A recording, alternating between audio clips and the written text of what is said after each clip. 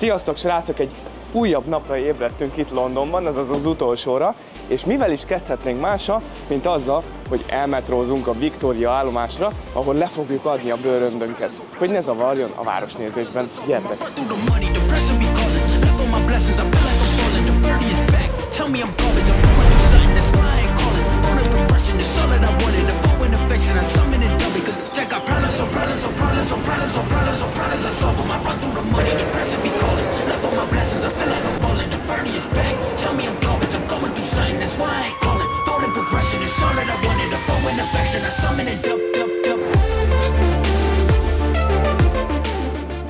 Adtuk a csomagunkat, ahogy mondtuk, itt a Victoria állomásnál, hiszen innen fogunk majd vonattal lemenni a repülőtérre, és most pedig megyünk a buszállomáshoz, és megyünk nyitásra a British Múzeumba.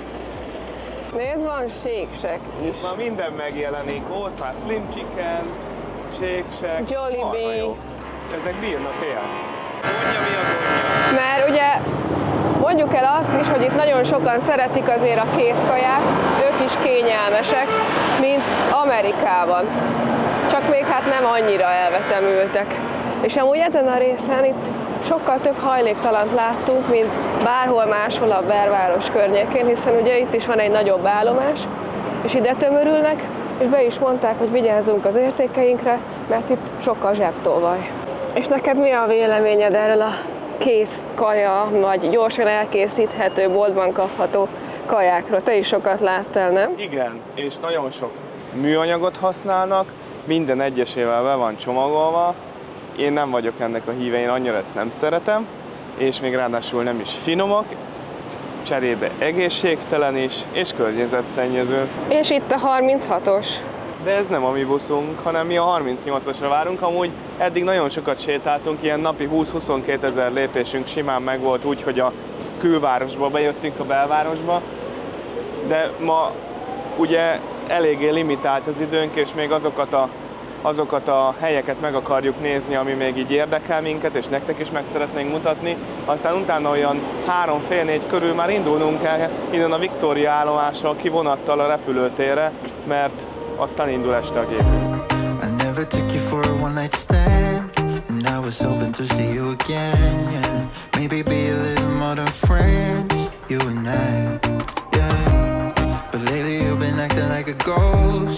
Never answer when I hit your phone up. If you wanna go, just let me know.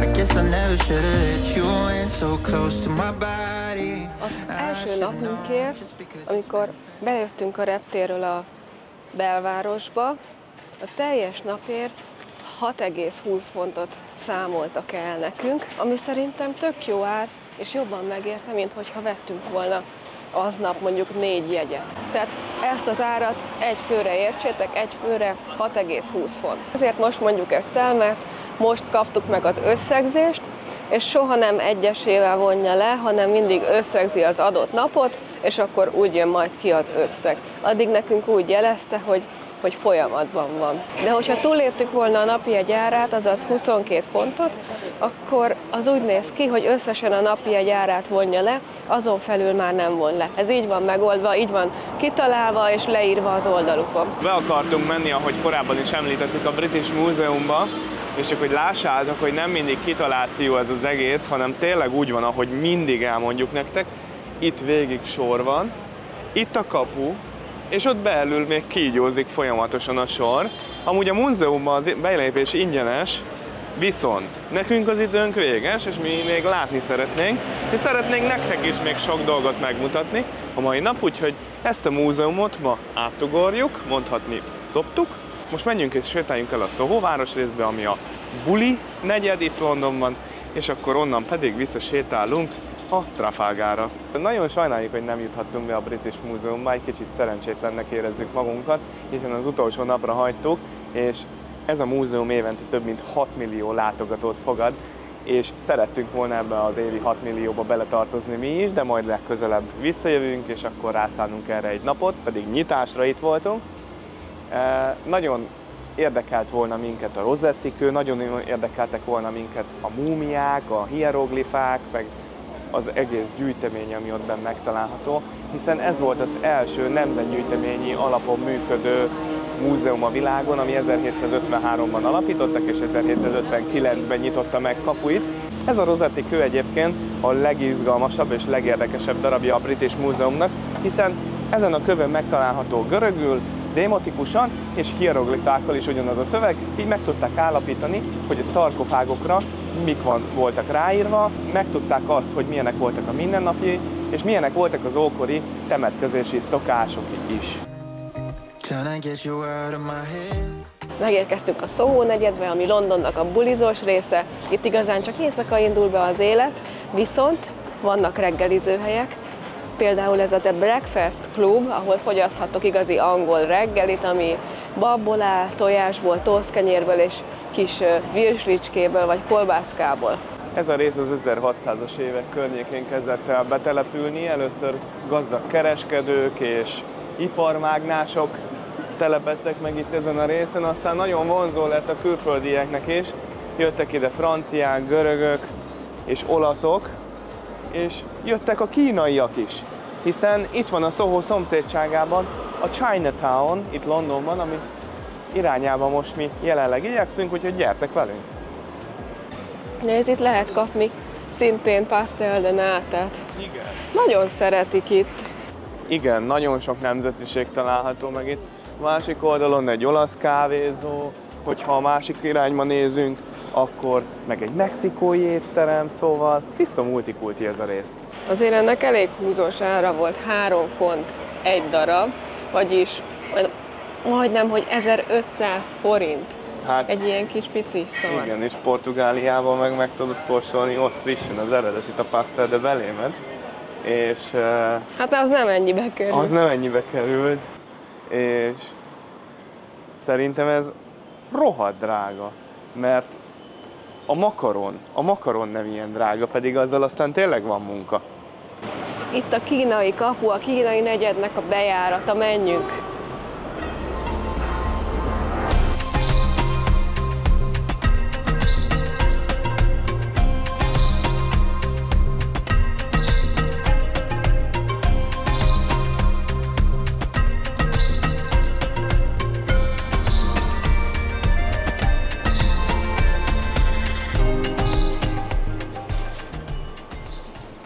Úgy söpröget a bátyja, hogy a szemetet oda átfolyatja a szomszédjához.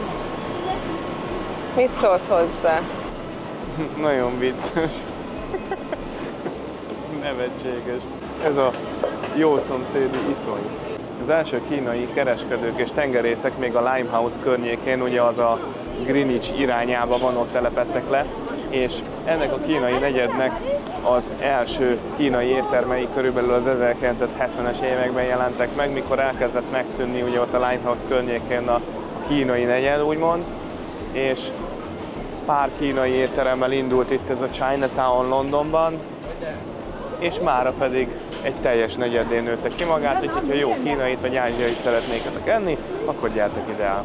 Közben rájöttünk, hogy ez az igazi kínai kapu, ez a nagy, látjátok, ki is van írva, hogy Chinatown, és az csak egy mellékbejárat volt, ahol előbb bejöttünk. Valahogy ide betévedt egy írpáb a kínai negyedbe.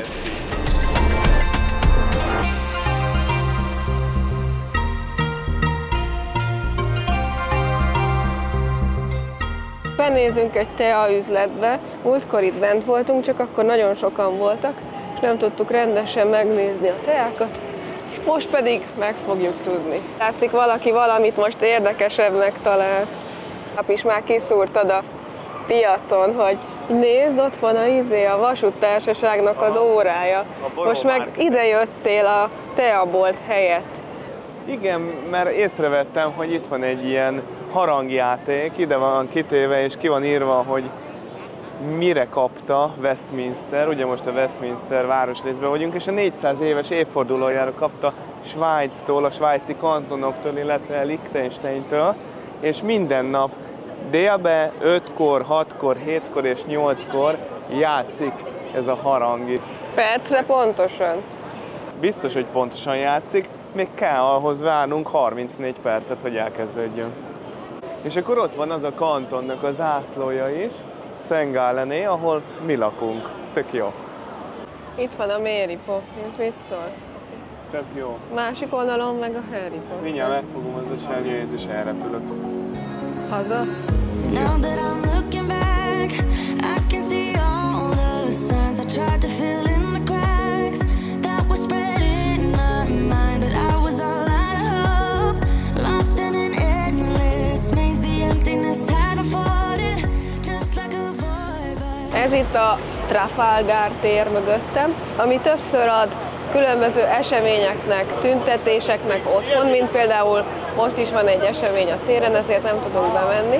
Középen áll Nelson admirálisnak a szobra, ami arról híres, hogy 1805-ben a francia-spanyol csapatokat a Trafalgar foknál a britek legyőzték. Ezt a szobrot az admirálisról 1843-ban emelték, és azóta itt áll a tér közepén. 52 méter magas maga az oszlop, és azon áll az admirális. A tér előtt pedig ez az épület, a Nemzeti Galéria, ami számos híres festménynek ad otthon, mint például Vincent van Gogh napraforgók és Leonardo da Vinci sziklás madonnája. Ide a belépés ingyenes szintén, vannak időszakos kiállítások itt is, mint ugye Budapesten is, a Nemzeti Galériában. Most például a Caravaggio kiállítást láthatjuk. Most pedig megyünk tovább és megnézzük a lovasokat.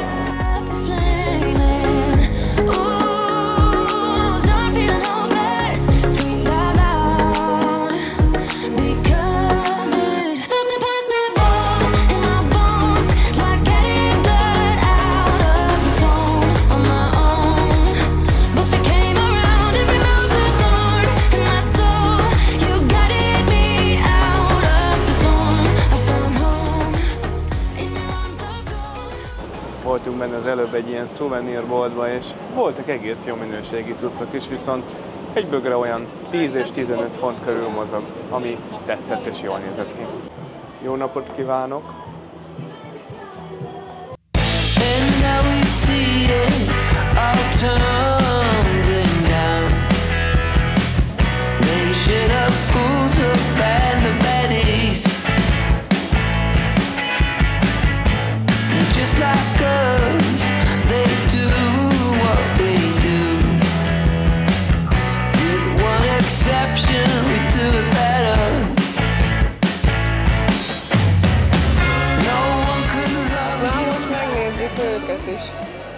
Szerinted fognak csapkodni? Lehet. Milyen, hogy mosolygott, amikor odaálltam. Tényleg? Dehogy is. Előbb is szórakozott vele az egyik ember. Mondta neki, hogy mosolyogjál, amikor selfie-t csinált vele, és hát nagyon mosolygott. Ugyanolyan fapufával nézett, mint előtte. Jó, de szerencsétlenek, gondold el, mennyi hülye jön, és ő ott áll, és ott néz. Ott jön egy. Figyeld meg, milyen haja van neki. Ez a testőrségnek a lovas gárdája, vagy lovas ezrede. Ők a lovas gárdához tartoznak, kétszer szoktak váltani, egyszer délelőtt, egyszer pedig délután, mikor kimennek a Buckingham palotától. És érdekesség, hogy a 19. századig nyúlik vissza, hogy nem viselhetnek szakállt. És a Trooping the Colour nevű eseményről híresek ezek a lovasgárdisták, amit minden évben megrendeznek a királynő születésnapjára. És már készülnek erre az eseményre, amit előbb mondtam nektek. Ez a Trooping the Colour. Itt is lesz egy felvonulás. Igen, felvonulás, és ugye láttátok az előző videónkban, hogy ott a Buckingham palotához vezető út is gyönyörű szépen zászlókkal fel van díszítve, ott a végén ott is van egy ilyen pódium. Hát ez pontosan ezért. Nekem nagyon tetszenek ezek a hagyományok, hogy be vannak szépen öltözve, a lovakat is szépen felszerelik, és akkor ott állnak, néznek, a turisták is csodálják, mert ez nincsen mindenhol, nem? Igen, szerintem is tök jó, hogy ápolják a hagyományaikat, és büszkék rá nagyon. Ez tetszik. És nyilván, hogy erre külön iskola van, ahol kiképzik őket ezekre a ceremoniális gyakorlatokra, a lovaglást megtanítják, a fegyverhasználatot, és nyilván nekik, mikor ott állnak, akkor komolynak kell maradni, még akkor is, hogyha oda megy egy hülye turista. City lights,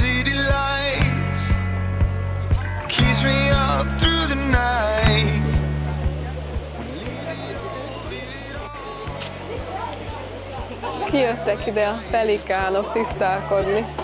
Ide ültek szépen a padra. Jó, mi? Még soha nem láttam ilyen közelről pelikán. Gondold el, fogták magukat, innen kibattyogtak, oda áttotyogtak.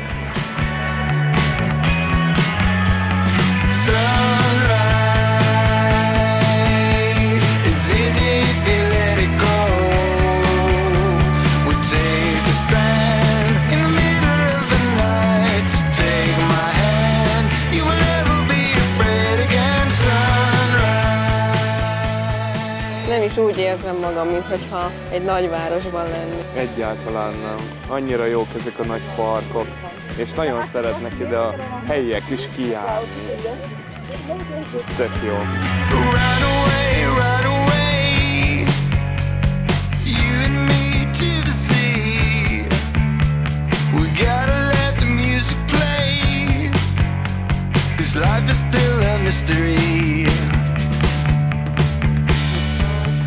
És ez itt pedig már a Hyde Park Corner. Ugye jártunk már ezen a környéken többször, viszont most be is fogunk menni. Olyan hatalmas ez a Hyde Park, hogy külön autós és biciklis útvonalak, jelzőlámpák vannak itt a parkon belül. A Hyde Park alapítása az 1536-os évekre nyúlik vissza, amikor ugyanis 8. Henrik a Westminster apátságtól elkobozta a földterületeit, így létrehozva egy hatalmas nagy vadászterületet, majd az 1600-as évek elején első Károly király átadta ezt a nyilvánosságnak, ahova aztán mindenki betérhetett és élvezhette ezt a gyönyörű környezetet. Megérkeztünk a Speakers Cornerhez, aminek az a jelentősége, hogy itt bárki szabadon mondhat bármit, következmények nélkül. Ez is egy történelmi jelentőségű hely, hiszen olyan híres szónokok is beszéltek itt, mint Karl Marx és George Orwell. El tudtunk menni itt a Hyde Parkból kiérve WC-re is, és most pedig keresünk magunknak egy jó kis pékséget, vagy egy kávét. Arra gondoltuk, hogy mi lenne akkor, hogyha visszamennénk a Harrodsba, és mondjuk az alsó részen, a Food Courton, ott voltak finom friss péktermékek, kávé, úgyhogy azt gondoltuk, hogy ott fogjuk eltölteni ezt az utolsó kis időnket, mielőtt felülünk a vonatra, és megyünk a reptérre.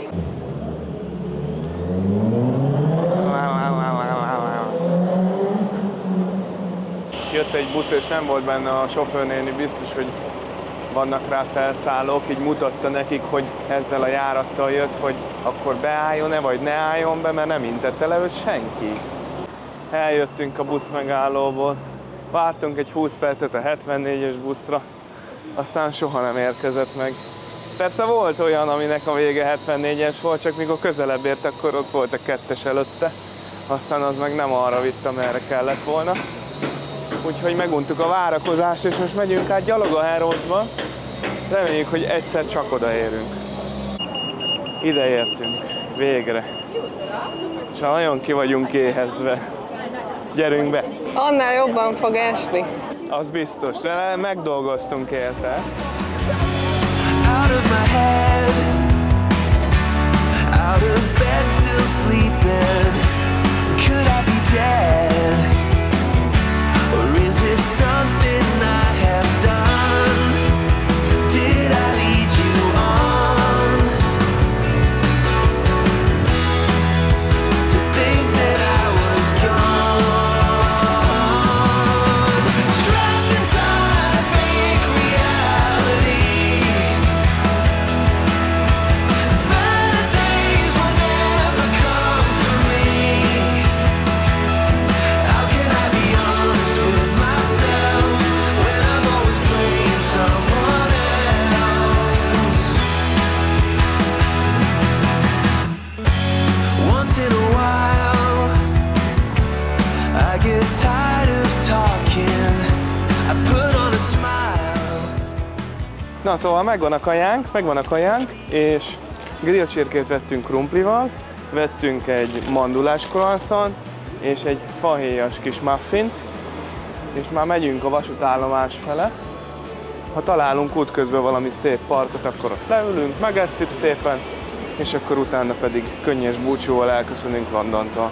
Most egy gazdag környéken megyünk végig, ez látható a házakból, az üzletekből, hogy ilyen Cartier, meg Tiffany, Akkor itt van egy elit iskola, ugye itt a gyerekek egyenruhában vannak, és a gazdag szülők most jöttek értük.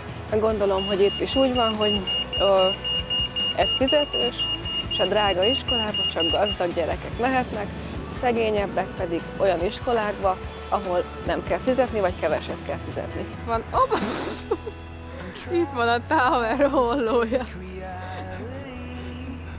Jó nagyot csattant az a bizonyos. Elhagyta a rakományt.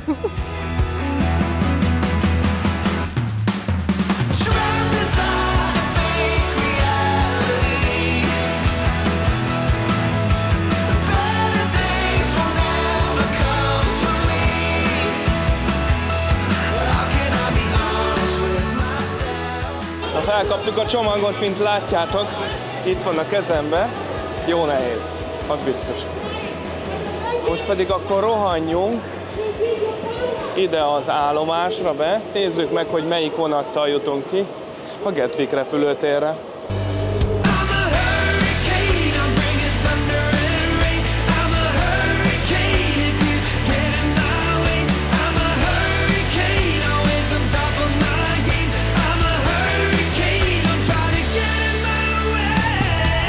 Na, itt vagyunk már a Gatwicki repülőtérre tartó vonatnál. Ugyanazzal a rendszerrel tudunk a Gatwicki repülőtérre kijutni, hogy csak odaérintjük a kártyát, és akkor majd ott, mikor leszállunk, akkor meg szépen újra kicsekkolunk, és körülbelül 10 fontba fog per fő nekünk ez most kerülni. Na, ide értünk a Gatwicki vasútállomásra a Southern Line-nal.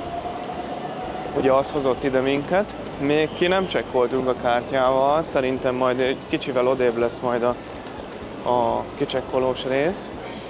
És akkor át kell jutnunk az északi terminálra, hiszen a mi repülőnk az onnan megy. És ott már látom, hogy ki van írva, hogy itt lesz majd a kiléptető kapu, ahol kicsekkolunk a bankkártyával.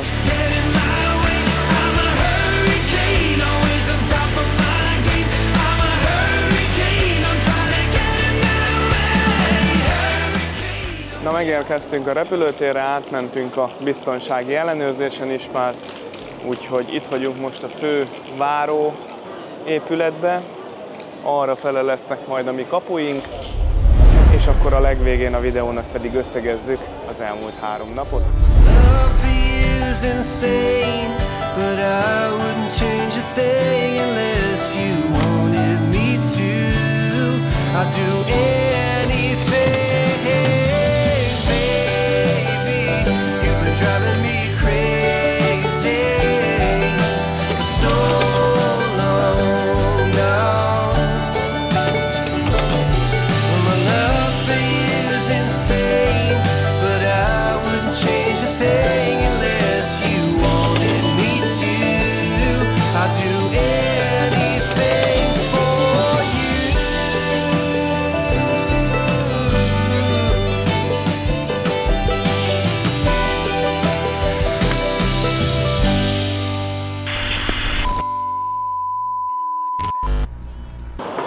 Még nem tudom, hogy mit mondok. Ebben a múzeumban a természet és a tudomány elevenedik. Nagyon finom az arcod. Na, átjöttünk ide a fékáruk is. Megy? Nem megyünk a Hyde Parkba. Na. Kisétáltunk Kisétáltunk steakek és Fish and chips. Fish and chips. Te mit eszel ma, fish and chips-et? Nem.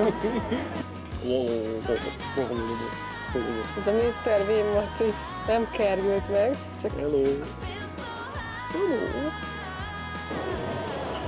Szóval ez London egyik legismertebb piaca, főleg kézműves termékeket vannak itt. Csak ott Lisszabonban hívják, amit ott készítenek, a belém. Mi volt ez? Belém cukrászda. A belém. Csak ott Lisszabonban hívják pastel de belémnek, ott a belém cukrászdánál. Itt vagyunk most Greenwichbe. Jó mondtam, nem? A ma is népszerű pubok és tavernák a tavernák. Képzeljétek, a Tomit lefosta egy galamb itt a karján. Úgyhogy most meg kellett állni és letörölni a fost. Én szóltam a Galamnak, hogy le ne fosson, és engem nem is fosott le, de ő nem mondta neki, úgyhogy ő lefosódott. A Tower különleges. A Tower híres a kivégzéseiről is, ugyanis itt végezték ki, még egyszer.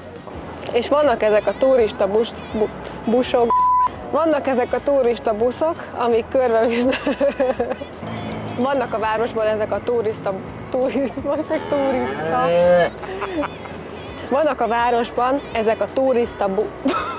Vannak a városban ezek a turista buszok, amik körbevisznek mindenhova, az összes...